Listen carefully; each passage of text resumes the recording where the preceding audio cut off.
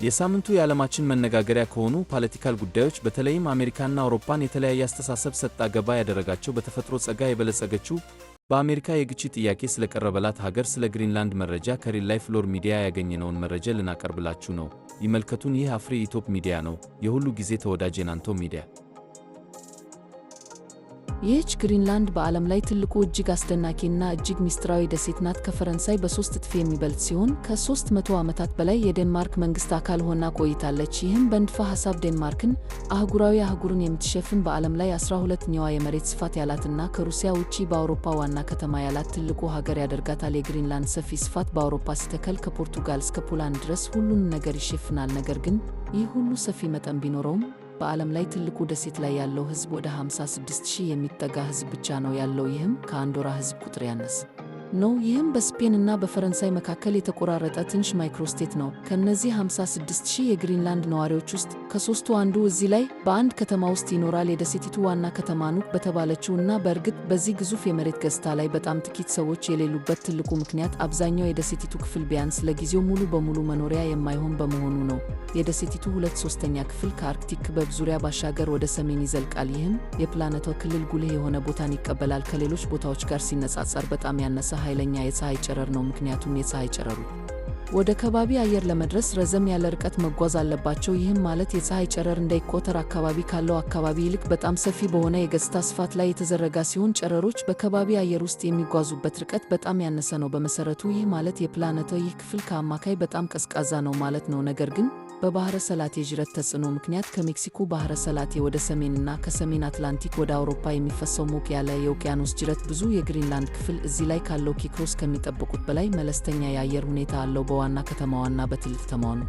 ስለዚህም በአማካይ ከኑክ በእጅጉ ቀዝቃዛ ነው። ሆኖም ስለ ግሪንላንድ ደሴት ለመረዳት ትልቁ እና በጣም ሚስጥራዊ ነገር እጅግ ግዙፍ የሆነው የበረዶ ንጣፍና ከዓይናችን ውጭ የሚደብቁት የማይታወቁ ድንቆችና ግኝቶች ናቸው። በዓለማችን ውስጥ ካሉት በርካታ የተፈጥሮ ድንቆች አንዱ የሆነው ይህ ጥንታዊ የበረዶ ንጣፍ የግሪንላንድን ገጽ 80% የሚሸፍን ሲሆን ከአላስካ ጋር ተመሳሳይ መጠን አለው። ይህም በአንታርክቲካ ፕላኔት ተቃራኒው በኩል ካለው የበረዶ ንጣፍ በኋላ በዓለም ላይ በየትኛውም ቦታ ሊገኝ የሚችል ሁለተኛው ትልቁ የበረዶ አካል ያደርገዋል። በግሪንላንድ ይህ ግዙፍ የበረዶ ንጣፍ በአማካይ 1 ኪሎ ሜትር ውፍረት አለው። በአንዳንድ ቦታዎች ደግሞ እስከ 3 ኪሎ ሜትር ውፍረት ያለው ጠንካራ በረዶ ብቻ ሊደርስ ይችላል። በአጠቃላይ 2 ሚሊዮን ገደማ አሉ። በግሪንላንድ 850,000 ኪዩቢክ ኪሎ ሜትር የሚገመት የቀዘቀዘ በረዶ ሲሆን በግምት 2.85 ኳድሪሊዮን ሜትሪክ ቶን ይመዝናል። ይህም ለመረዳት የሚያስቸግር የክብደት መጠን ነው። በላዩ ላይ ያለው የበረዶ ክብደት በጣም ከፍተኛ ከመሆኑ የተነሳ በደሴቲቱ ውስጠኛ ክፍል ውስጥ ያለውን የመሠረት ድንጋይ ከባህር ወለል በታች እንዲቆይ አድርጓል። ነገር ግን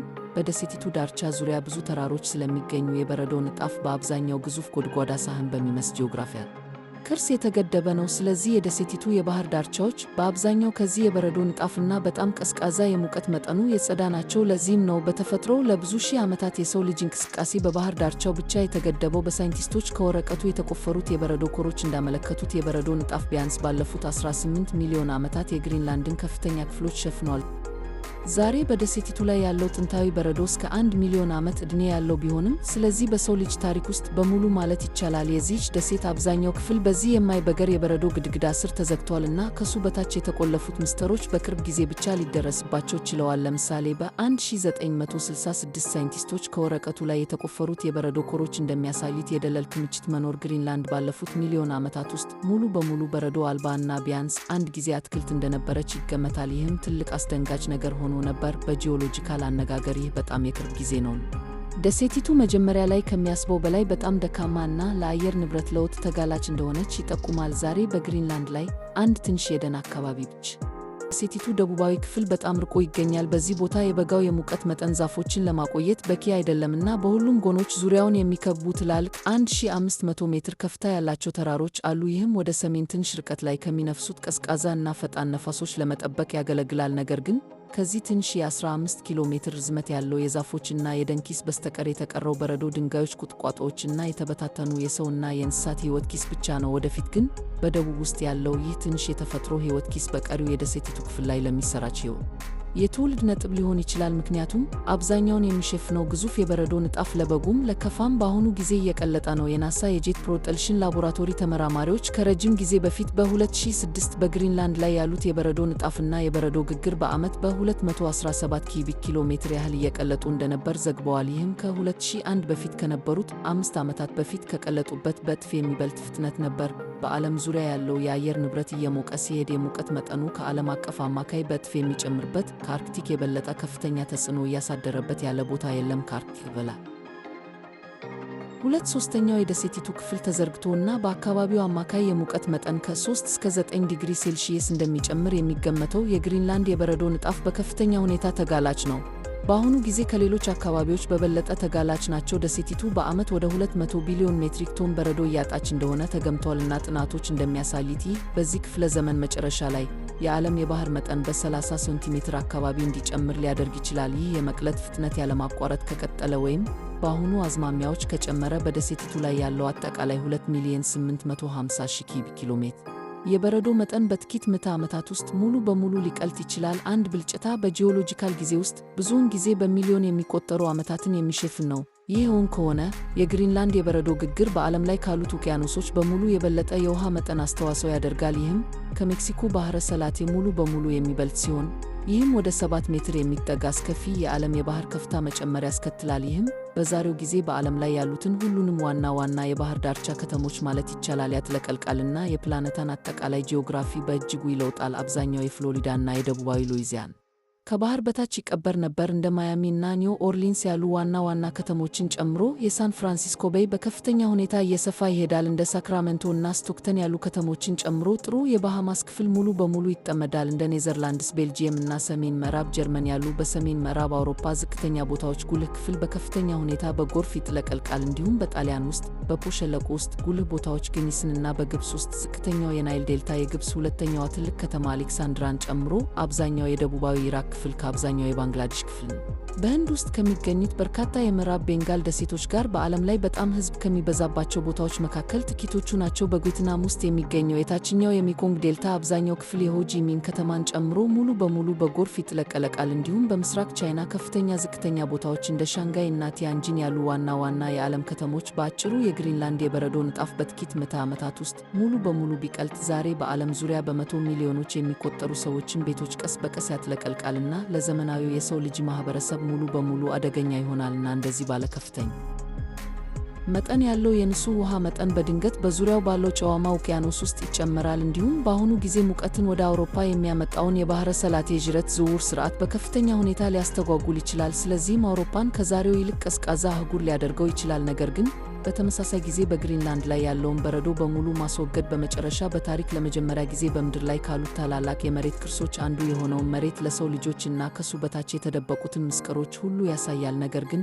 እንደ ዕድል ሆኖ ስለ እነዚህ ምስጢሮች አብዛኛዎቹን ለማወቅ ለዘመናት መጠበቅ ሊያስፈልግ ይችላልና ብዙዎችም ቀድሞውኑ ተገኝተዋል። በ1942 በሁለተኛው የዓለም ጦርነት ወቅት አንድ አሜሪካዊ ሎክሂድ ቲ-38 መብረቅ በደሴቲቱ ላይ ድንገተኛ ማረፍ ነበረበት። መርከበኞቹ ተረፉ፣ ነገር ግን አውሮፕላኑ ባረፈበት ቦታ ቀረና ከጊዜ ወደ ጊዜ ጠፍቷል። ከግማሽ ምዕተ ዓመት በኋላ በ1992 ለዓመታት ፍለጋ ካደረገ በኋላ ሌሎች እጅግ በጣም አስፈላጊ አተገባበሮች በአንድ ወቅት የእነዚህ ብርቅዬ መሬቶች ትልቁ አምራች የነበረችው ዩናይትድ ስቴትስ ነበረች። ግን ይህ ከአሁን በኋላ ጨርሶ አይደለም። ዛሬ እነዚህ በቻይና በሞኖፖሊስትነት የሚተዳደሩ ሀብቶች ናቸው። ምክንያቱም በአሁኑ ጊዜ ከዓለም አቅርቦት ከ85% በላይ ስለሚያቀርቡና ከዓለም አቅርቦት 2/3ኛውን ያህል ያቀርቡታል። እንደ አንቲሞኒና ባሪትስ ያሉ ብዙ ብርቅዬ ብረቶችና ማዕድናት አሜሪካ፣ አውሮፓ እና ሌሎች የምዕራባውያን አገሮች በአብዛኛው እነዚህም ብርቅዬ የምድር ንጥረ ነገሮችና ማዕድናት በቀጥታ ከቻይና ከማስመጣት ውጪ ሌላ አማራጭ የላቸውም። በአጠቃላይ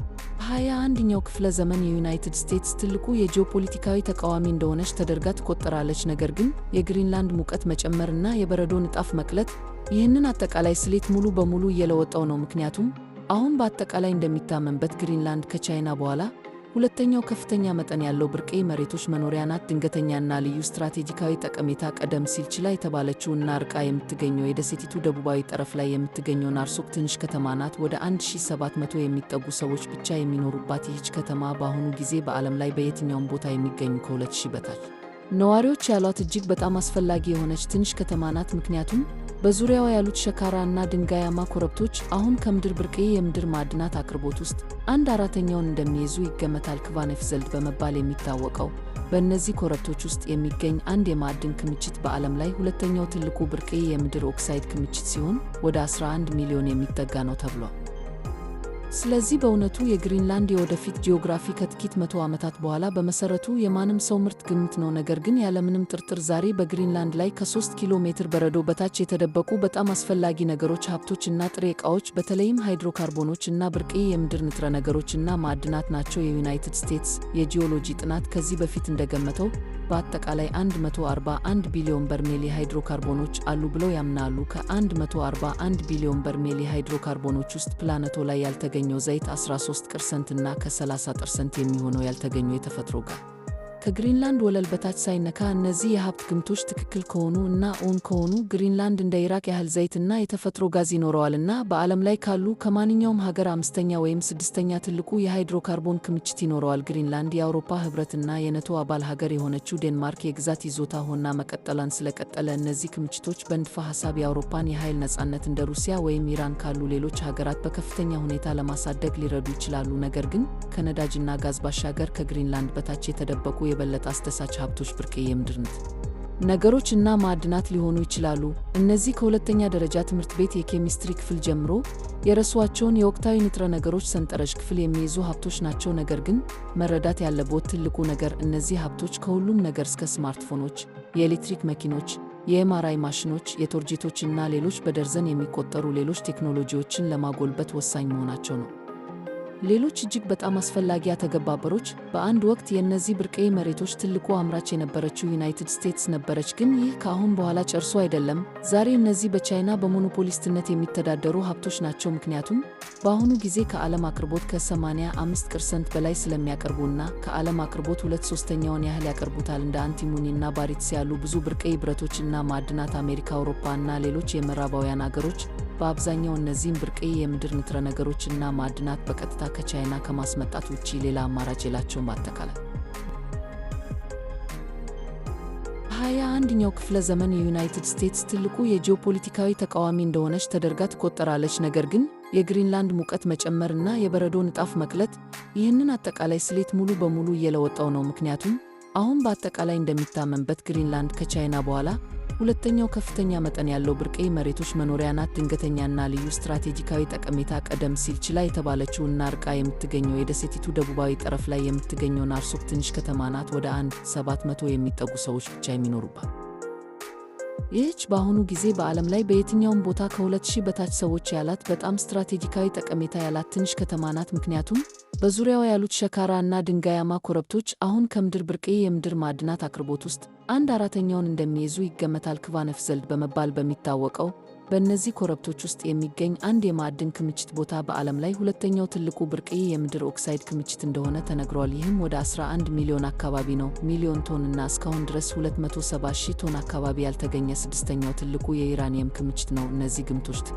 ከሆኑ በግሪንላንድ ውስጥ ያለው ይህ ነጠላ ቦታ ከቻይና ውጭ በየትኛውም ቦታ ከሚገኙ ብርቅዬ የምድር ክምችት ትልቁ ሲሆን ደሴቲቱን በዓለም ላይ ብርቅዬ የምድር ክምችት ብዛት በ4ኛ ደረጃ ላይ ያስቀምጣታልና ከሩሲያ ጋር እኩል ነው።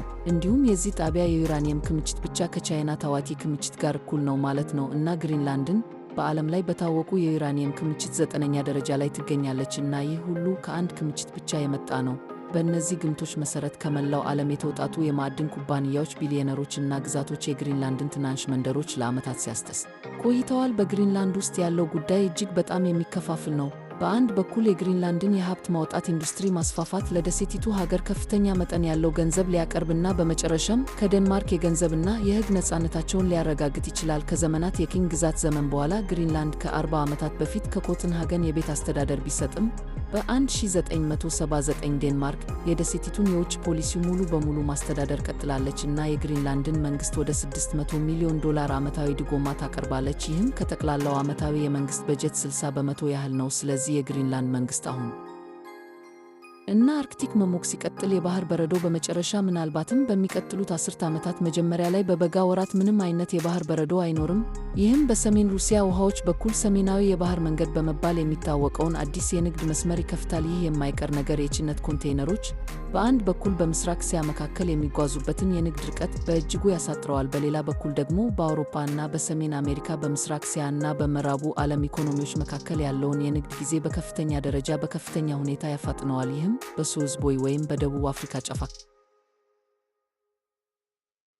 በዓለም ላይ ወሳኝ የንግድ መስመሮችን ያካትታል። እንዲሁም የግሪንላንድን ሰፊ የተደበቁ ስትራቴጂካዊ ሀብቶች ተደራሽነት በከፍተኛ ሁኔታ ያሻሽላል። በእርግጠኝነት በእነዚህ ሁሉ ምክንያቶች እና ግሪንላንድ አንድ ቀን ለዓለም አቀፍ ኢኮኖሚ ምን ያህል ወሳኝ እንደሚሆን በሚያውቁት ዕውቀት ነው።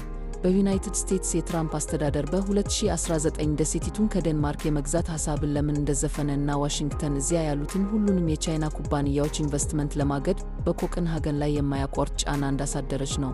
አሁንም የግሪንላንድን የውጭ ፖሊሲ ስለሚቆጣጠሩ ዴንማርክ በኑክ እና በአሉሊሳት አየር ማረፊያዎች ላይ የቻይና የግንባታ ጨረታዎችን በመሰረዝ የአሜሪካንን ጥያቄ ተቀብላለች እና በደሴቲቱ ደቡባዊ ጠረፍ ላይ የተተወ የባህር ኃይል ጣቢያ ለመግዛት የቻይናን ጥያቄ ውድቅ አድርገዋል። ሆኖም የአሜሪካን ሐሳብ በጥብቅ ውድቅ አድርገዋል። ዩናይትድ ስቴትስ ግሪንላንድን ለመግዛት የፈለገችበት ዋና ምክንያት በቱሌ ሰሜናዊ ክፍል ዋና የአየር ጣቢያን ያካሂዳሉ። ዋና ዓላማቸውም ከሩሲያ ወደ አሜሪካ ዋና ምድር ለሚተኮሱ የባለስቲክ ሚሳኤሎች የቅድመ ማስጠንቀቂያ ሥርዓት ሆኖ ማገልገል ነው። ስለዚህ መላውን ዓለማችንን የሚቀይሩት የ21ኛው ክፍለ ዘመን ታላላቅ ኃይሎች በሙሉ ይሰባሰባሉ። በግሪንላንድ በዓለም አቀፍ የአየር ንብረት ለውጥ ምክንያት የሚፈጠረው ፈጣን የሙቀት መጨመር፣ መቅለጥ እና የባህር ከፍታ መጨመር ዘመናዊውን ማህበረሰባችንን ለማብቃት ወሳኝ የሆኑ ብርቅዬ የምድር ሀብቶችን ለማግኘት የቴክኖሎጂ ኩባንያዎች እየጨመረ የመጣው ፍላጎትና በዩናይትድ ስቴትስ እና በቻይና መካከል የተፈጠረው ዓለም አቀፍ የጂኦፖለቲካዊ የቀዝቃዛ ጦርነት ለዘመናት ከግሪንላንድ በታች ተደብቆ የቆየ ሰፊ ሀብት አለ እና ሁላችንም በትክክል ማወቅ የጀመርነው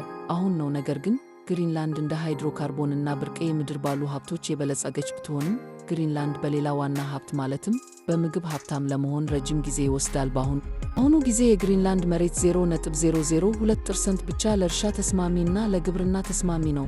ይህም ማለት የደሴቲቱ የምግብ አቅርቦት በሙሉ ማለት ይቻላል እዚያ ለሚኖሩ 56,000 ሰዎች ከዴንማርክ ወይም ከውጭ አገር ማስመጣት አለባቸውና ይህ ሁሉ ምግብ ከውጭ መላክ ስላለበት በአጠቃላይ የበለጠ ውድ ነው እና እርስዎ እንዳስተዋሉት በየቦታው ያሉ የግሮሰሪ ምርቶች በቅርብ ጊዜ በጣም ውድ ሆነዋል። Vital trade routes in the world, and it will also dramatically improve the accessibility of Greenland's vast hidden strategic resources. It is certainly for all of these reasons and the knowledge of how critically important Greenland will one day become to the global economy why the Trump administration in the United States floated around the idea of purchasing the island from Denmark back in 2019, and why Washington has been putting continuous pressure on Copenhagen to block the investments of all Chinese companies there. Since they still control Greenland's foreign policy, Denmark acquiesced to the American demands by canceling 2 Chinese construction bids for airports at Nuuk and Ilulissat, and they declined a Chinese offer to purchase an abandoned naval base on the island's south coast. However, they also firmly rejected the American proposals to purchase the island outright. And it's not like the United States even has to purchase it anyway. They already operate a major airbase in the far north at Thule, whose primary purpose is to serve as an early warning system for potential ballistic missiles being fired at the US mainland from Russia.